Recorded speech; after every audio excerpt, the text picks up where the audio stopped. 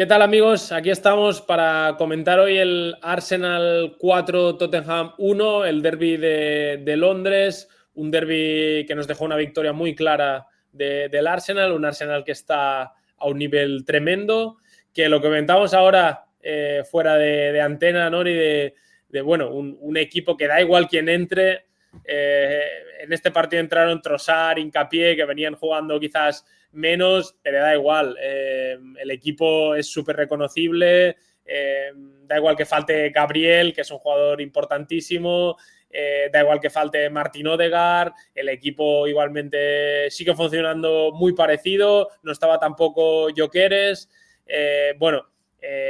Sensacional el Arsenal. Yo ahora mismo los veo candidatos a todo. Esto es fútbol y todo puede pasar, pero ahora mismo es un equipo durísimo a nivel defensivo. Es verdad que a nivel ofensivo pues le siguen igual faltando un poquito de algunas cosas, ¿no? Para atacar esos bloques bajos. Creo que es lo más difícil seguramente del fútbol y bueno, con las piezas que han añadido ahora, pues poco a poco van a ir progresando. Porque es verdad que en la primera parte contra el Tottenham, en la que fueron muy superiores, tampoco acaban generando muchísimo peligro. Pero sí que es verdad que, porque recuerdo en la primera media hora tuvieron una ocasión que acaba salvando Vicario, pero poco más. Pero bueno, evidentemente el Tottenham también defendió con mucha gente. Y bueno, antes de darte paso, Nori, repasamos un poco las alineaciones y me dices también tu opinión un poco de cómo salieron ambos equipos. En el Arsenal, David Raya en portería, Calafiori como lateral izquierdo, Timber como lateral derecho, que por cierto con Holanda lo vimos de central derecho junto a Van Dijk. Veremos si Ronald Koeman lo acaba utilizando ahí en el Mundial. Pareja centrales Hincapié y Saliba, no estaba Gabriel. Martín Zubimendi más como 6, Declan Rice más como 8, Trossard por izquierda, bastante pegado a la banda, igual que Xhaka, ¿no? Creo que dentro de esa fluidez del Arsenal, Trossard y Xhaka estuvieron bastante pegados a banda, ¿no? Fueron quizá los que menos rotaciones hacían. Y luego es en esa posición de media punta y Mikel Merino también te diría que era casi prácticamente un falso 9 que un punta como tal. Y luego en el Tottenham, que salió con línea de 5, con Vicario en portería, el Cuti Romero como central del medio, Danso en derecha, Van de Ven como central izquierdo, Udogie como lateral izquierdo, Jet Spence en derecha. Me sorprendió que no jugara Pedro Porro. Creo que a nivel ofensivo estaba siendo de lo más peligroso seguramente del Tottenham con sus centros. Luego veríamos si esos centros iban a buen puerto o no, pero es verdad que el Tottenham es uno de los equipos que más centra, si no el que más de toda la Premier League, y Pedro Porro, el jugador con más centros, al menos hace un par de jornadas. Y bueno, creo que me sorprendió que no contara con él para este partido. Luego Joao Paliña, Bentancur como mediocentros, un Bentancur que a mí me está dejando bastante frío con el Tottenham. Creo que está mejor con la selección de Uruguay que con el Tottenham. Odobert, que entró por Xavi Simons en esa media punta, extremo.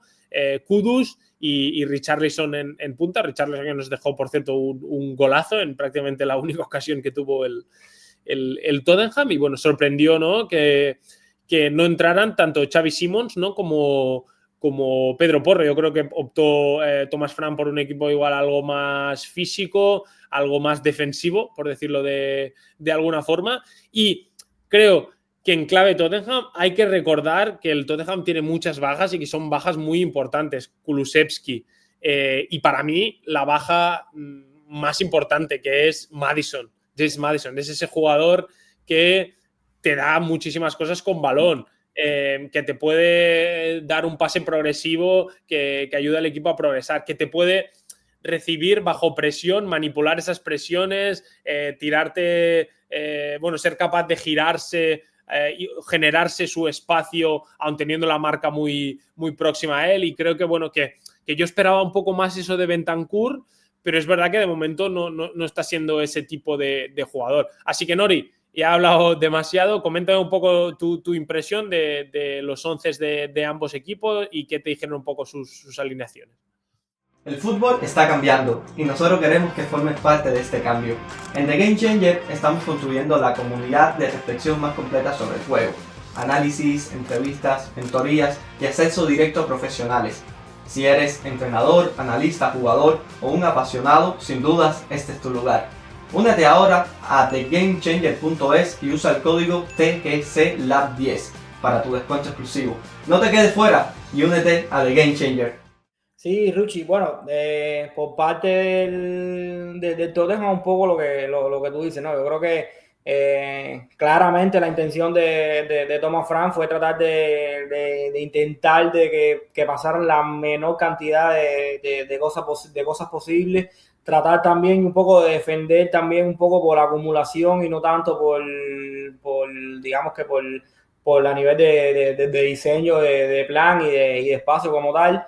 También yo creo que un poco la ausencia de jugadores de buena cintura a la hora de superar presiones, también yo creo que lo terminó un poco condicionando el plan, ¿no? Sobre todo a la hora de buscar variantes y buscar alternativas entre una presión del Arsenal que, bueno, ya todos sabemos lo imponente que es, ¿no? Entonces, yo creo que a nivel de 11, yo creo que al menos las intenciones de Thomas Frank siempre estuvieron claras, ¿no? Yo luego, obviamente, es muy fácil criticarlo después que terminó pasando, pero yo creo que obviamente lo que él ideó en su cabeza no le terminó funcionando, ¿no? Al final yo creo que es una realidad, ¿no? Es de lo que podemos hablar aquí, ¿no? Y por parte del Arsenal, yo me quedo con lo que tú dices, ¿no? Al final, muchísimas bajas, jugadores que prácticamente no, por ejemplo, el tema de Piero Hincapié, que prácticamente no había entrado en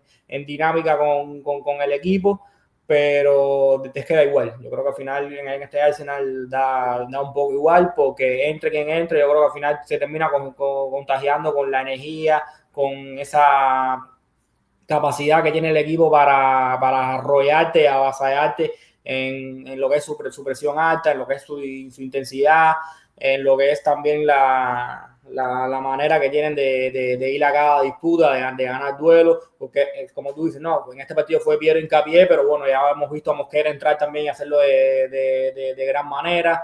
Al final, quien juegue un poco por los costados también termina un poco jugando entrando en esa misma dinámica, en esa misma energía colectiva que contagia muchísimo al equipo, a su afición. De hecho, me quiero quedar sobre todo, Ruchi, con una definición que dio Philip Lam en el Mundial para referirse a la selección argentina, que me gustó mucho, ¿no? Y al final es algo que lo que me termino fijando ahora mucho a la hora de analizar los equipos, y en su momento él dijo, no, Argentina es un equipo de 11 jugadores ganadores de duelos, porque incluso hasta Dibu Martínez a su manera gana los duelos que tiene. Y yo creo que el Arsenal es esto sobre todo, ¿no? Yo creo que el Arsenal es un equipo que es muy difícil ganarle un duelo, ya sea en cualquiera de las dos fases de juego, en cualquier situación que se dé, en cualquier parte del campo, es muy difícil ganarle un duelo, ¿no? Y luego vamos a ir detallando un poco más lo que fue este partido y lo que es un poco también este Arsenal, pero un poco lo que tú decías, ¿no? Un equipo durísimo, pero de lo que yo creo que en Europa ahora mismo no hay ninguno como ellos, tan duro como ellos. Sí, a mí me parecen, actualmente me parecen, creo que es el mejor equipo ahora mismo de Europa.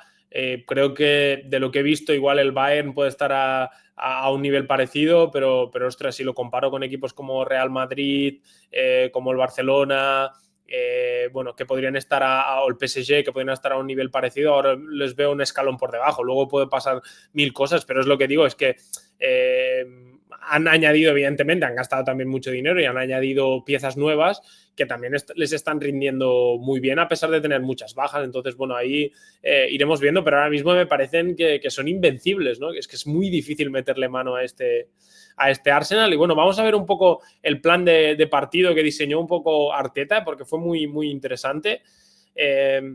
Vemos un poco, ¿no? Los dos centrales, este medio del campo con Zubimendi y con Rice, que lo vimos bastante en la base de la jugada, y vemos aquí la posición de Timber y de Calafiori, ¿no? Los dos laterales.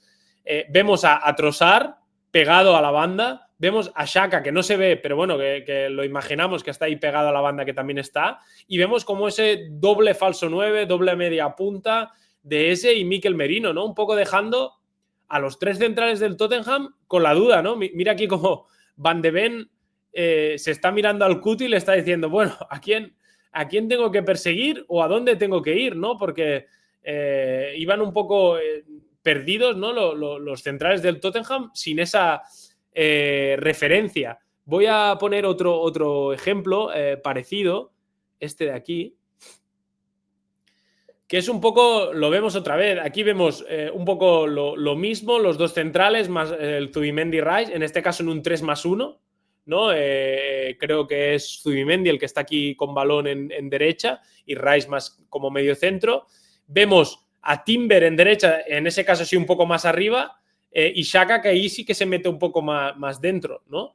En el sector opuesto lo mismo, Calafiori un poco en ese carril intermedio por dentro y Trossard pegado a banda. Y volvemos a ver ese Merino, como Merino sale un poco fuera de la jugada, dejándole prácticamente, bueno, la zona de los centrales, donde, bueno, aquí Van de Ven también lo mismo, duda de decir, bueno, tengo que perseguir a Merino hasta ahí, no, ¿qué hago? ¿No? Entonces, bueno, yo creo que ahí el Arsenal le generó bastantes dudas al Tottenham, con esas, sobre todo más en derecha, esas sobrecargas, ¿no? En derecha con Merino, con Timber, con Xhaka, con incluso el propio Saliba a veces, o Zubimendi que se sumaba, ¿no? Le generaron muchos problemas al Tottenham. ¿Cómo viste un poco ese diseño, lo de jugar sin 9, con esa posición de Eze como media punta, no en el sector izquierdo, porque es un poco, se decía que era un poco para lo que se lo fichó, ¿no? Para jugar en izquierda, pero el otro día acabó siendo determinante como media punta, que es algo que veremos a continuación, como ese hat-trick de Eze tiene una explicación, ¿no? Y como también te quería preguntar un poco por el rol de Mikel Merino, ¿no? Porque está siendo un jugador determinante, tanto como con España como con el Arsenal, jugando con esa... Bueno, yo no sé si llamarle falso 9 ya, porque no sé si Mikel Merino es exactamente un falso 9. Sí, Ruchi, sobre todo porque es un Mikel Merino que tiene una cantidad de recursos como rematador que son, yo diría que pueden ser la envidia de muchísimos delanteros de la élite, ¿no? Tanto yendo de cabeza como a la hora del timing, como armando el pie, es decir, un jugadorazo en toda la extensión de la palabra, ¿no? Y también un poco lo que tú dices, ¿no? Si para cómo lo juntas con un S, que en la frontal tiene una capacidad también de aparecer brutal, yo creo que al final el Arsenal termina por incorporar armas que en lo individual le dan muchísimo al equipo, ¿no? Le dan muchísimo al equipo en esos escenarios donde que quizás pudiera ser por encontrar una pega, ¿no? Que quizás pudiera ser lo que más le cueste en algunos escenarios de ataque posicional contra rivales, digamos que más estáticos en su bloque, por así llamarlo, ¿no? Pero ha encontrado en lo individual una cantidad de recursos que acompañan al ya conocido balón parado, ¿no? Y para mí el gran cambio que ha tenido el Arsenal esta temporada es que cogió a un modelo de juego que funcionaba muy bien y lo ha ido perfeccionando. No ha intentado cambiar tratando de corregir quizás las deficiencias que tenía, que los tienen, porque todos los equipos los tienen. Simplemente sobre esa base ha intentado y ha seguido construyendo. Y para mí, como te decía, el gran cambio está, yo creo que también un poco a nivel mental, ¿no? A nivel sobre todo de paciencia y de pausa. Es decir, es un equipo que puede que tenga tramos donde no esté jugando bien, o yo creo que jugar bien no es la palabra, puede que tenga tramos donde no está generando demasiadas situaciones de gol, pero ellos son conscientes de que en algún momento les va a llegar a través de lo individual, le va a llegar a través del balón parado, le va a llegar a través de momentos de fluidez.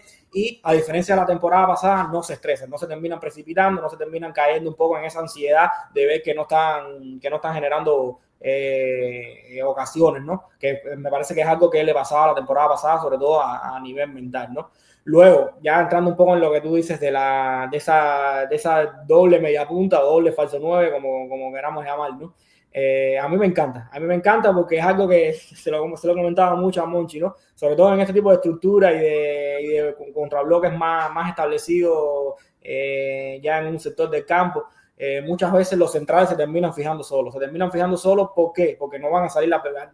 Hay un momento que la lógica le dice que no deben salir a perseguir, ¿no? No deben salir a perseguir porque al final el espacio va a seguir estando a su espalda y muchas veces no tienen tampoco esas referencias de a quién voy a ir, ¿no? Que es un poco lo que tú comentabas, ¿no? Y esa opción que te digo, que esos centrales que se terminan fijando solo, que no tienes que utilizar un jugador para fijarlo, ese jugador que no estás utilizando ahí lo estás utilizando luego en el sector en medio campo y haces una superioridad que se hace muy difícil robarte el balón. Obviamente luego tienes que generar dinámicas para saber atacar esa zona llegando que me parece importante, tener buen timing, entender muy bien por qué no estás no estás en principio ocupando esa zona de centrales, porque en principio no estás atacando esa zona de centrales, pero sí yo creo que si logras coordinar esto, yo creo que te haces muchísimo más impredecible para los rivales, ¿no?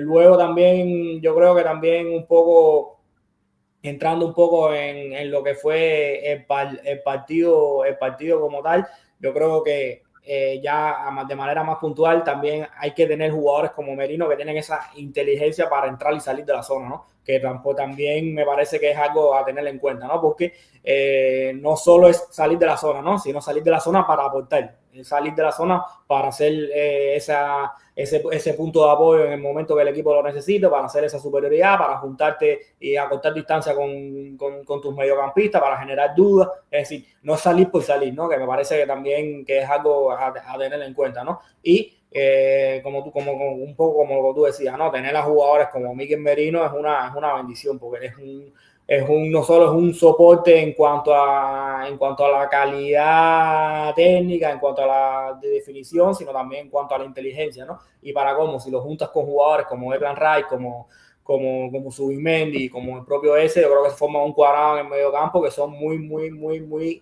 difíciles de controlar, ¿no? Y el Arsenal, sin duda, yo creo que ha logrado generar un contexto favorable también desde la llegada de esa, digamos que el doble pivote, ¿no? Por así llamarlo, entre Declan Rice y Mikel y Martin Zubimendi, que me parece que también a nivel un poco de ese segundo escalón, yo creo que han ganado muchísimo en cuanto, ya no solo a calidad individual, ¿no? Sino en cuanto a entender la posición y la zona como algo único, han ganado muchísimo en comparación a lo que era la temporada anterior.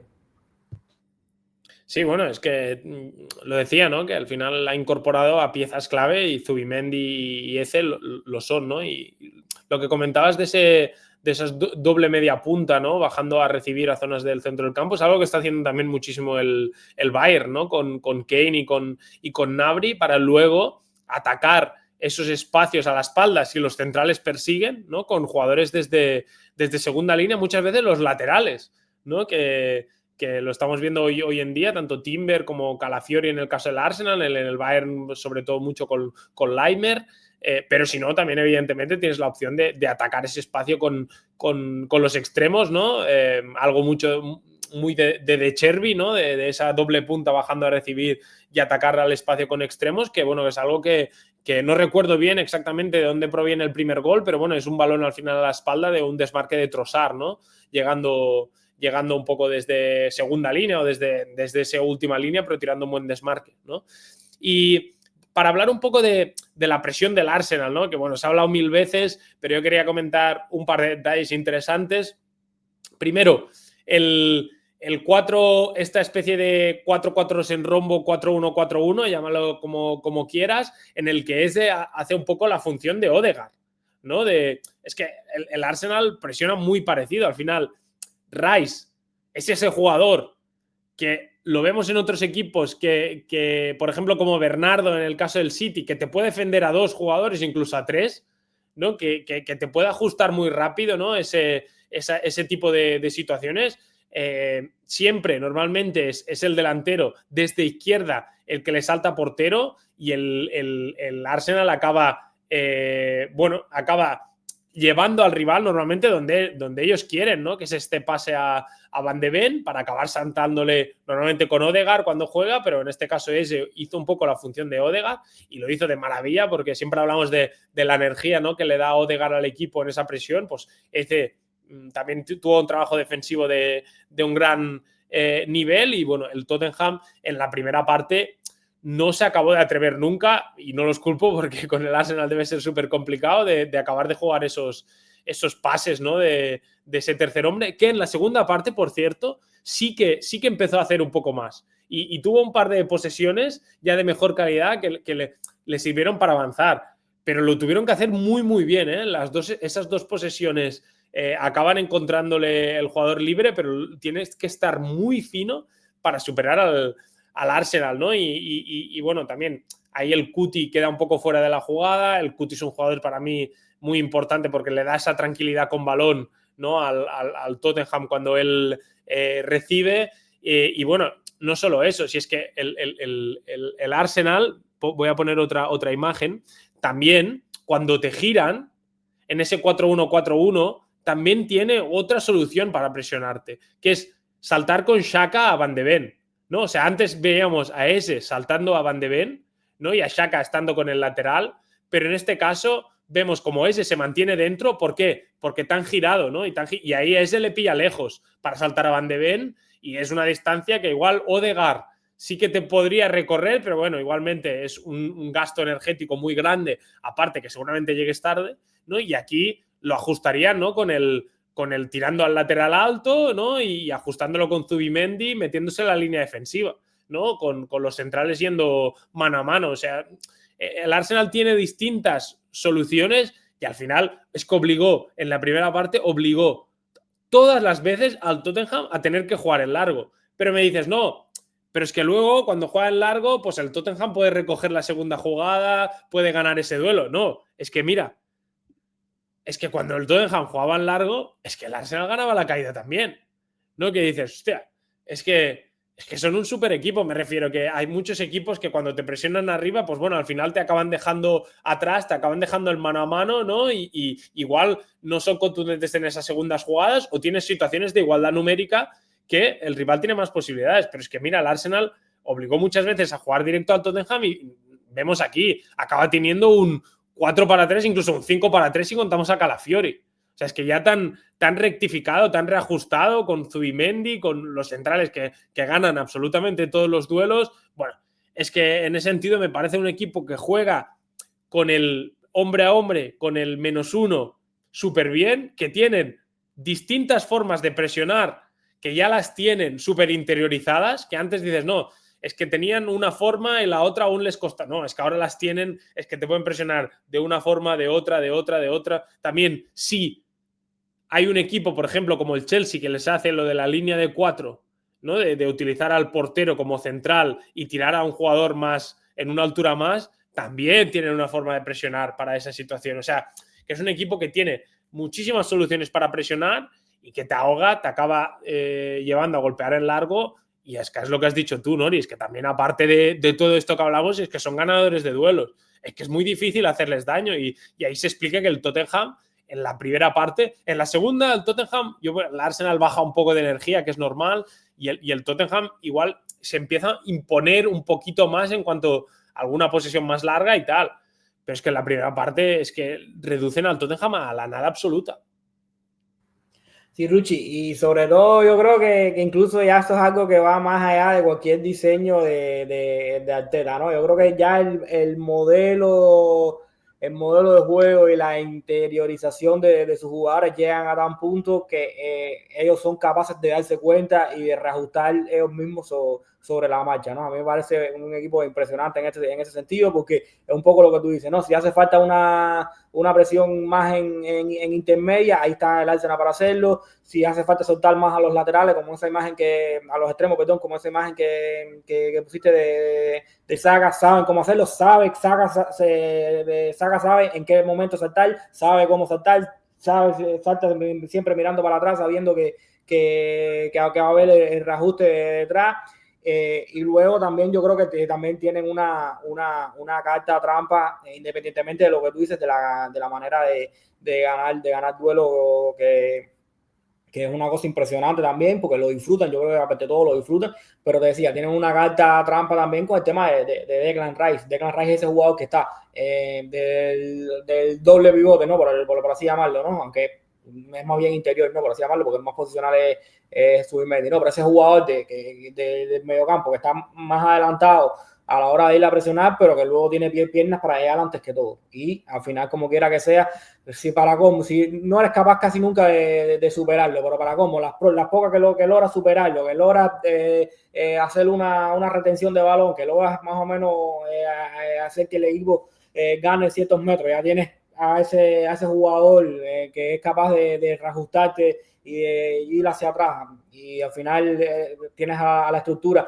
que se vuelve a mal en prácticamente 2-3 segundos. Al final es prácticamente un acto de fe tratar de hacerle daño, ¿no? Y luego al final algo que siempre que tengo muy presente, ¿no? Que el tema de la presión no solo es ir, no solo es hacer la trayectoria como es, sino también es ir con la convicción que van ellos, ¿no? No es lo mismo que te vayan a presionar los jugadores del Arsenal que te van a presionar los jugadores de otro equipo, ¿no? Yo creo que al final los rivales del Arsenal van a los partidos condicionados. Yo vi un Tottenham condicionado 100%, porque sabían que no tenían tiempo porque sabían que se estaban enfrentando a un equipo que en la presión son prácticamente infalibles, ¿no? Y eso también termina generando una situación de estrés y de nerviosismo en los rivales que ellos son conscientes que la tienen, ¿no?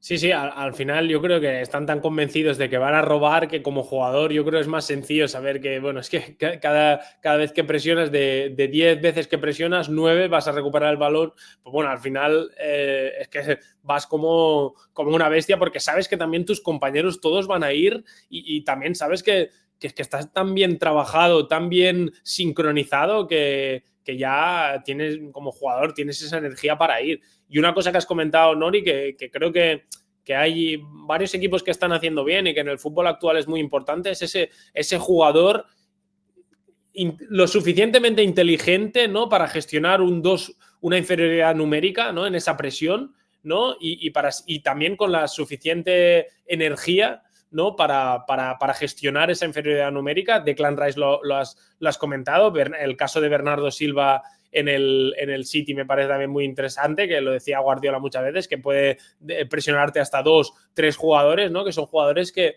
te consiguen, los puedes tirar, ¿no? Un poco desde esa posición de 8 interior, los puedes tirar arriba para presionar, pero que rápido te reajustan, ya sea para adelante o para atrás, ¿no? Es decir, bueno, me han golpeado en largo para esa segunda jugada y están, ¿no? Y por eso Arteta y Pep Guardiola ponen mucho énfasis en la importancia, ¿no? De este tipo de jugadores porque te dan muchísimas cosas, ¿no? Entonces, bueno, ya para ir cerrando este análisis, Nori, que tampoco da para mucho más porque es que el Arsenal fue infinitamente superior, pero quería comentar el hat-trick de ese y un poco la explicación que le encontré, porque es que fueron 3 goles muy parecidos, ¿no? Con ese acabando y definiendo en esa frontal de área. Muchísima calidad para definir, eso es así, porque hemos visto al Arsenal llegando a esas zonas en otros partidos y no acabando definiendo y acabando en gol esas acciones, pero es que el otro día bueno, el Arsenal acabó goleando al Tottenham por esa acción. Y vemos varios ejemplos porque a mí me parece clave, ¿no?, la importancia de ese desmarque en profundidad para arrastrar a la línea defensiva y generar espacio para ese. Y es que lo vimos porque fueron 3 goles, pero es que tuvo también otra ocasión que la saca Vicario a ese, que podría haber sido el 4º gol de ese. Y todas tienen algo en común, que es ese desmarque desde segunda línea, ¿no? En este caso es de Zubimendi. Vemos primero lo que hablábamos antes de esa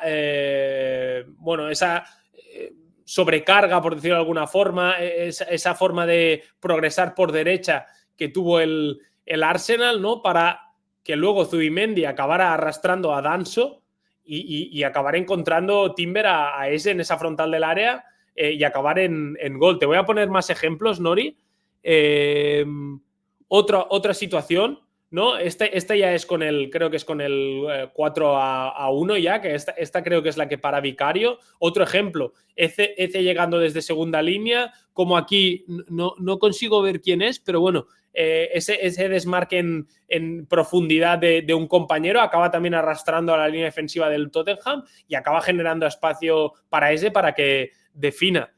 Otro ejemplo más, creo que fue el tercer gol del Tottenham, lo mismo, en este caso Declan Rice. Aquí, antes de que le llegue el balón a Eze, hay una serie de rebotes, ¿no? Pero fijaros en el desmarque de Rice, como acaba arrastrando al Cuti y le acaba dando espacio a ese en esa zona. Vemos otra vez esa sobrecarga en el sector derecho del Arsenal, ¿no? Que al final acaba llevando tanto a Bentancur como a Paliña en ese sector y acaba dejando a ese solo en esa frontal del área, ¿no?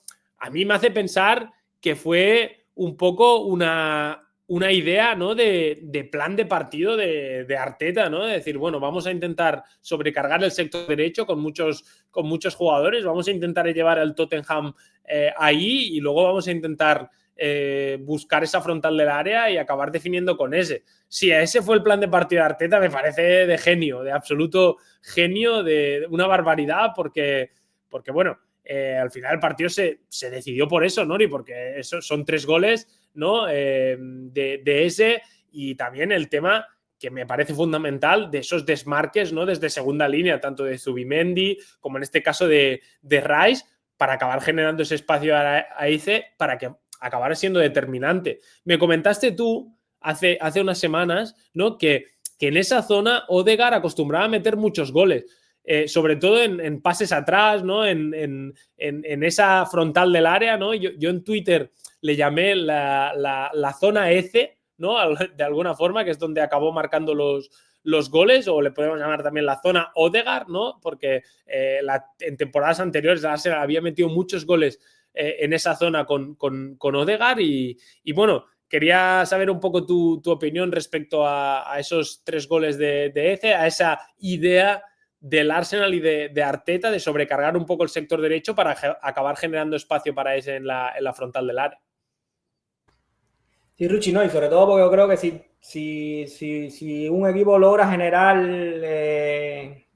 contexto favorable, yo creo que esa segunda altura es muy difícil de defender, ¿no? Sobre todo retomo un poco lo que comentaba anteriormente, ¿no? Yo creo que los centrales muchas veces se van a terminar fijando solo, por así llamarlo, porque tienen que proteger el área, ¿no? Obviamente tienen que percibir amenazas, ¿no? Pero muchas veces terminan defendiendo en línea, al final lo terminan defendiendo por zona, estableciendo yo creo que sus zonas como tal, y muchas veces con al menos una sola amenaza en esa primera altura, ya la segunda altura, esa zona esa que tú mencionas, muchas veces queda desprotegida si eres capaz de generar el contexto que tú mencionas, ¿no? De sacar de un poco de zona a los mediocentros para que esa segunda altura defensiva esté más desprotegida, ¿no? Yo, por ejemplo, lo que comentabas de Odegaard es curioso, ¿no?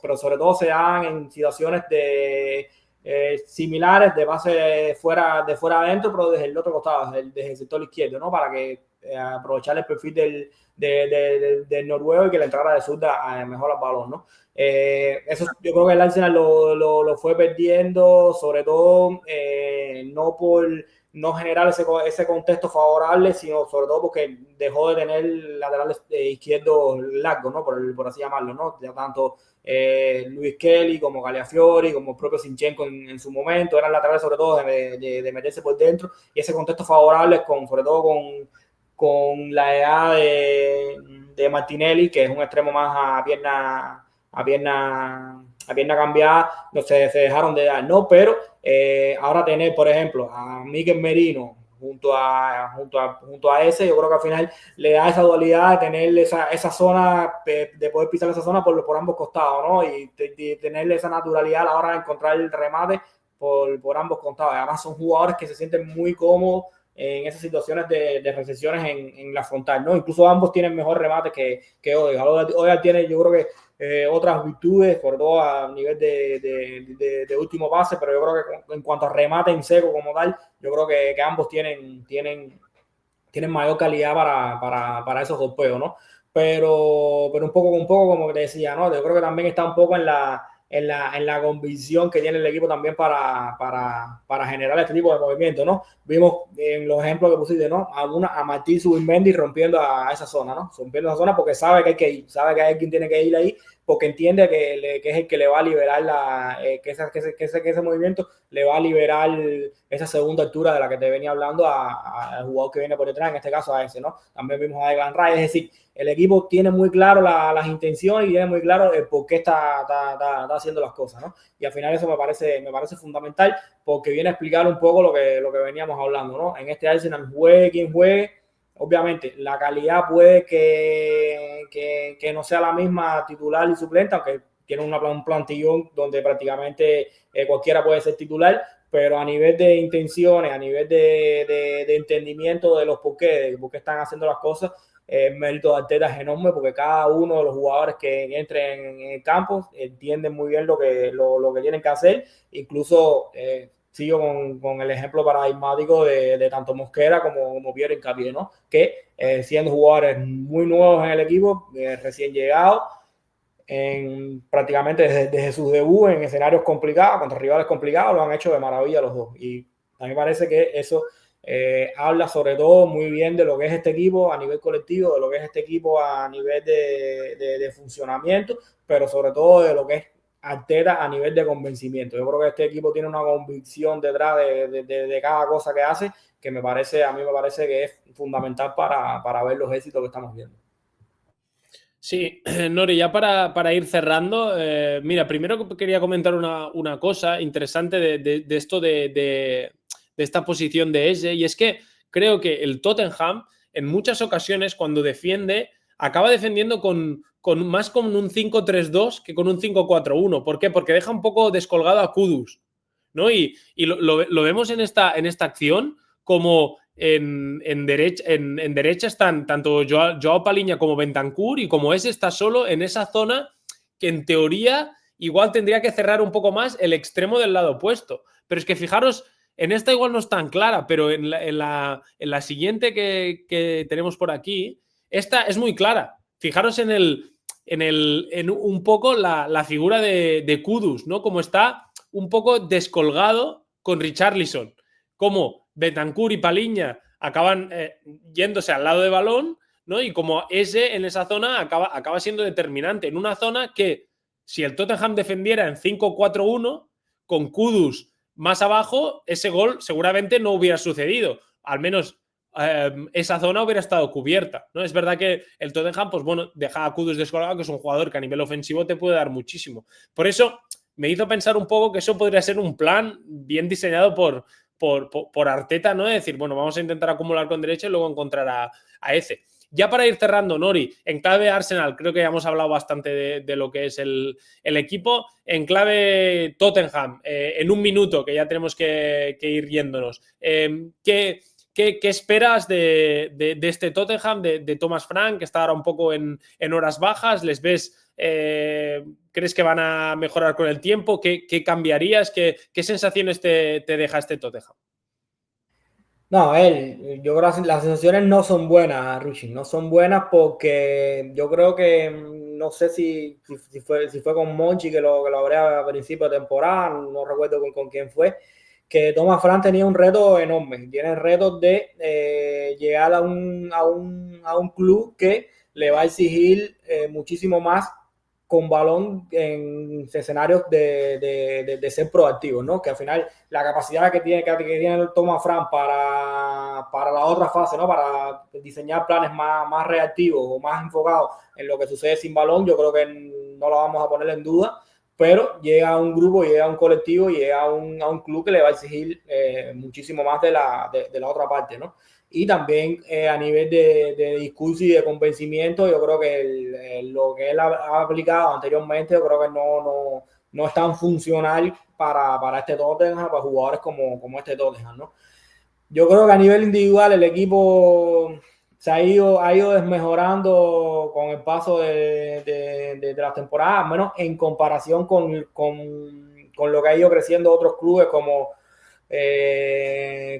bueno, el Aston Villa, el propio Bournemouth, equipos que yo creo que se han reforzado bien, pero sobre todo se han reforzado a conciencia. Yo creo que el Tottenham ha gastado, ha fichado buenos jugadores, pero no tengo muy claro cuáles son los pilares sobre los que construir, ¿no? ¿Cuál es la idea que quiere un poco desarrollar, por así llamarlo, ¿no? Pasar de Postecoglou a Thomas Frank, yo creo que también es un cambio que te dice un poco también lo dispar que está haciendo también un poco la dirección deportiva en este sentido, ¿no? Y yo creo que también un poco lo que tú dices, ¿no? Más allá de las lesiones, de las ausencias, yo creo que a nivel individual, yo creo que se me queda un poco corto, ¿no? Yo le tengo muchísima fe a Kudus, pero creo que está muy solo a la hora de generar ese contexto con balón que el equipo, yo creo que es que le va a dar el salto al equipo, ¿no? Porque yo creo que tiene una pareja central muy buena con el Cuti Romero y Van de Ven. Yo creo que hay jugadores de buen nivel, pero digamos que eso que le exige la Premier de tener calidad diferencial top arriba no la tiene, y tampoco la tiene en el mediocampo, ¿no? A mí en mediocampo, tú como mencionabas lo de Rodrigo Bentancur, la temporada de Rodrigo Bentancur es floja. Al final, de como quiera que sea, es un jugador que también depende mucho de lo emocional, y se ve que también un poco que no está en ese sentido, no se le nota ese convencimiento que vimos cuando llegó. También un doble pivote con Joao Paliña tampoco es el más dúctil con balón. Es decir, el equipo, un poco con lo que tú decías ahorita, no depende mucho de Cuti Romero para sacar limpio el balón. Entonces, al final es como que le faltan demasiados escalones para hacer un equipo que tenga, digamos, secuencias de un alto nivel en sus posesiones, ¿no? Y al final está dependiendo de un plan muy a lo Thomas Frank, por así llamarlo, pero que no sé hasta qué punto los jugadores le siguen comprando, ¿no? Porque el partido contra el Arsenal es permitido hacerle un partido tan flojo contra el Arsenal, porque el Arsenal ya hemos venido hablando de lo que es, pero no es la primera vez. Creo que fue contra el Chelsea, que también estuvieron muy mal. Es decir, el equipo se le ha notado las costuras, sobre todo en el tema con balón. Y yo creo que al final están entrando ahora mismo en una zona de una dinámica un poco complicada, ¿no? Necesitan al menos un par de actuaciones que hagan al menos al equipo, yo creo que cambiar un poco de la cara también en lo emocional, y en cuanto a la convicción de creerse un poco la idea de Thomas Frank. Sí, estoy de acuerdo. Yo creo que es verdad que igual no tienen jugadores de primerísimo nivel, por decirlo de alguna forma, pero creo que si Bentancur recupera su mejor versión, creo que si Maddison estuviera disponible, creo que con un poco más de tiempo para Xavi Simons, creo que, bueno, que recursos al menos el Tottenham tiene para ser un equipo mejor con balón. Eso creo que está bastante claro, pero y Kulusevski, ¿no? Que creo que le daba una energía, una ruptura al espacio, una energía en general también en la presión y todo, que ahora yo creo que un poco la echa de menos el Tottenham. Y me quedo también con lo que comentabas, porque creo que el Tottenham ha sido un equipo que en esa presión alta ha estado bien en algunos partidos, pero es que el otro día contra el Arsenal, bueno, hay un poco de dudas de si realmente creo que Thomas Frank en rueda de prensa dejó claro que el plan era ir arriba, pero creo que poco a poco sus jugadores no se lo acabaron de creer y vieron que, ostras, que llegaban tarde o lo que sea, no lo sé, pero no acababan de ir a esta presión. Y si ya el Tottenham pierde esto, que al final es una solución para atacar, ¿no? Que robas alto, ¿no? Pues ya estás más cerca de la portería rival y no hace falta generar, ¿no? Pues es verdad que a nivel de juego, a nivel de posesión, era una de las dudas, ¿no? De si Thomas Frank sería capaz, ¿no? de que el Tottenham pudiera producir con balón. Lo veremos, evidentemente es pronto y tiene muchas bajas también para juzgarlo, que es lo que a veces pues es un poco difícil juzgar el trabajo de Thomas Frank a nivel de teniendo tantas bajas para mí tan importantes como bueno, Bentancur no estando a su mejor nivel, que eso también puede ser responsabilidad suya en parte, ¿no? Pero bueno, también en lo que no esté Maddison, Xavi Simons, que es un fichaje nuevo, aún no está rindiendo al nivel que se le esperaba. Bueno, iremos viendo. Nori, dime. Sí, que rapidito, que lo mencionaba ahorita y creo que no lo íbamos a decir. Y yo creo que a nivel de lo que es salida desde el fondo, salida contra presión, el Arsenal ha mejorado esta temporada una barbaridad. Una barbaridad. Quizás no se nota tanto, ¿por qué? Porque tienen pocas situaciones de este tipo, ¿por qué? Porque ellos siempre son los que están robándole el balón arriba a los rivales, ¿no? Pero yo creo que ha dado un salto de calidad y sobre todo porque yo creo que viene dado por esa sinergia tan bonita que se está dando entre Zubimendi y Declan Rice, ¿no? Pero sí lo he notado que a nivel de ir a presionarle, cada día se hace más difícil ir a presionarle al Arsenal, y es un equipo que con un montón de recursos para salirte desde atrás, ¿no? Así que lo que dijo Thomas Frank probablemente también tenga mucho que ver en ese sentido. Sí, y ya para cerrar, me fijé que hubo varias situaciones en que cuando el Tottenham te intenta igualar en la línea defensiva del Arsenal, saltando con los tres de arriba al Tottenham, Declan Rice muchas veces descendía a una altura para acabar generando esa superioridad y que el Tottenham se lo pensara de si salir a presionar, siendo capaz de alternar alturas en función de, ostras, veo que el Tottenham me va a saltar a presionar y me va a igualar, pam, bajo una altura y les hago dudar, ¿no? Y eso el Arsenal lo hace muy bien. También es una cosa que se le ha visto al Bayern hacer mucho con Kimmich, ¿no? Y bueno, son soluciones que Arteta ha ido añadiendo, y también la figura de Zubimendi, que bueno, es un jugador clave para esas salidas de balón. Bueno, lo bien que se posiciona, lo limpio que es, ¿no? Bueno, al final el Arsenal ha ido añadiendo piezas, ¿no? Que poco a poco se van sincronizando. Así que nada, hasta aquí el análisis del Arsenal Tottenham. Espero que lo hayáis disfrutado. Pronto esta semana estaremos con más análisis, seguramente igual alguno en inglés. Hay semana de Champions, igual hacemos algún partido, ya lo veremos. Pero bueno, que os suscribáis al canal, que nos deis me gusta y que nos comentéis si queréis que analicemos algún partido, algún equipo en concreto. Esta semana vamos a traer al Como. Estamos preparando ya también el Racing de Santander. Así que nada, uniros también a nuestra comunidad, que somos cada vez más de 100 personas. Ofrecemos un montón de servicios, entre ellos partidos en cámara táctica, clips de tendencias modernas de distintas ligas a nivel de balón parado, a nivel de aspectos colectivos, individuales. Tenemos un grupo de debate donde vamos dando información sobre aspectos del juego, sobre cosas interesantes y muchas más cosas más ahora mismo que me olvido. Así que nada, un placer. Nos vemos pronto. Gracias, Nori.